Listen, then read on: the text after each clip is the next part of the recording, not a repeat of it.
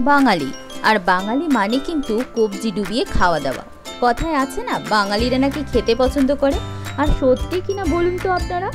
আর এই জমিয়ে খাওয়া দাওয়ার মধ্যে থাকে অনেক কিছু, পোলাও, কোরমা, আর তার মধ্যে শ্রেষ্ঠ যেটা সেটা হচ্ছে মাটনের রেসিপিগুলো। রবিবার ছুটির দিনের মেনুতে মাছ মাংস থাকবে না তা কিন্তু প্রায় অসম্ভবই বলতে পারেন। আর এই রবিবার যদি হয় কোনো এক গরমকালের রবিবার, তাহলে তো আর কথাই নেই। মেনুতে থাকবে পাতলা মাটনের ঝোল আর সাথে এক টুকরো গন্ধরাজ লেবু। ব্যাস, তাহলেই তো জমে ক্ষীর, তাই না? আজকের মাটনের পাতলা ঝোলটা যেমন সুস্বাদু, ঠিক তেমনই সহজ একটা রেসিপি।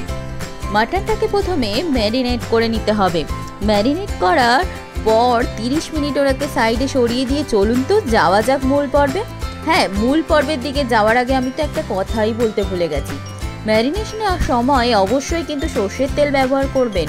সর্ষের তেল করতে কিন্তু একদম ভুলবেন না। সর্ষের তেলই এই রান্নার প্রধান উপকরণ বলতে পারেন।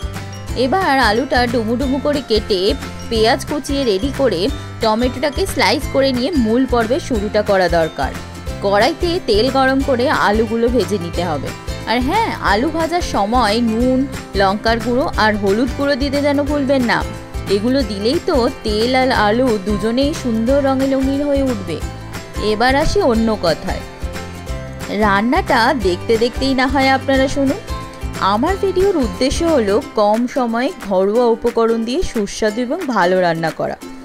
আমার যেহেতু সময়ের বড়ই অভাব, তাই আমি যখনই সময় পাই তখনই রান্নাঘরে মনের মতো কিছু রান্না করার চেষ্টা করি। তা অবশ্যই ঘরোয়া উপকরণ দিয়ে, যেটা আমার মনকে খুব ভালো করে দেবে। আপনারা যাতে মন ভালো হয় সেই জন্যই আমার এই ছোট্ট প্রচেষ্টা বলতে পারেন। আমার রান্নাগুলো আপনাদের কেমন লাগে জানাতে ভুলবেন না কিন্তু। আর হ্যাঁ, পেঁয়াজটা কিন্তু ভালো করে ভাজার পরেই মশলাগুলো দিয়ে কষাতে হবে। তো যাই হোক, এবার আসি অন্য কথায়। ভিডিওগুলো যদি ভালো লাগে চ্যানেলটাকে কিন্তু সাবস্ক্রাইব করতে ভুলবেন না।